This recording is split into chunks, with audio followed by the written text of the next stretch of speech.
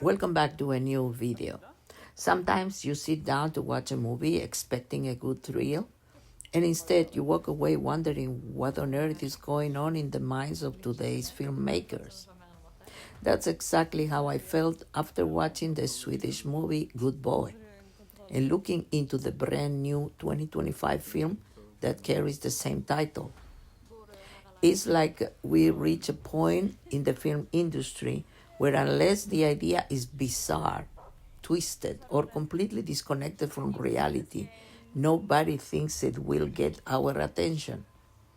And sure, strange concepts can be entertaining, but only when they feel purposeful. Lately, it seems like the shock factor has become the entire plot.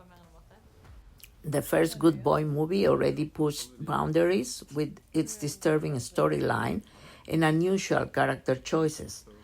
I finished it thinking, all right, that was strange, but at least it tried to explore something.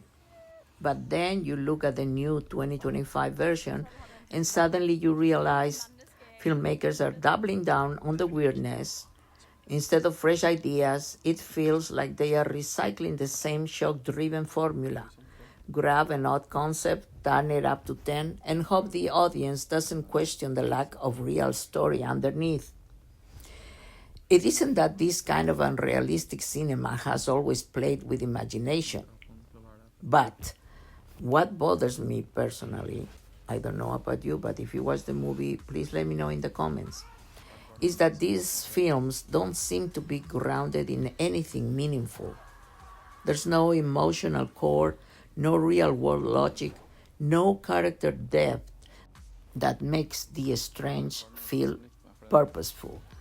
Instead, you are left watching scenes that seem written just to make you uncomfortable or confused.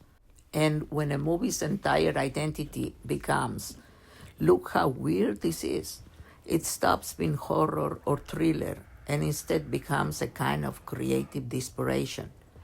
Watching these films made me realize something. We are living in an era where originality is struggling.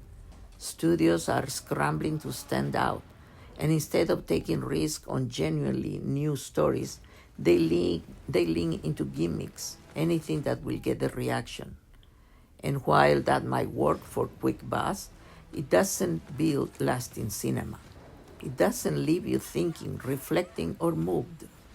It just leaves you asking, is this really the best they can come up with?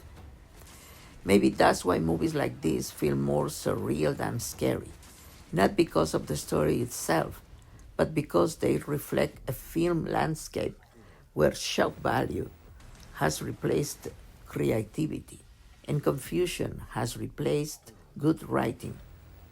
After watching Good Boy, both the first Good Boy and the new take, I couldn't help but wonder what direction modern filmmaking is heading. Are we really out of ideas, or have we forgotten how powerful a well-told story can be?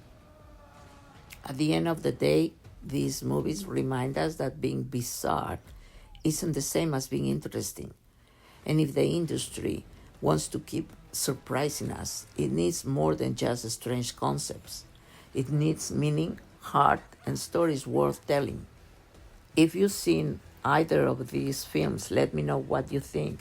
I'd love to hear how you experience them. The Swedish Good Boy movie is freely available on YouTube Movies. Thank you for watching. Goodbye.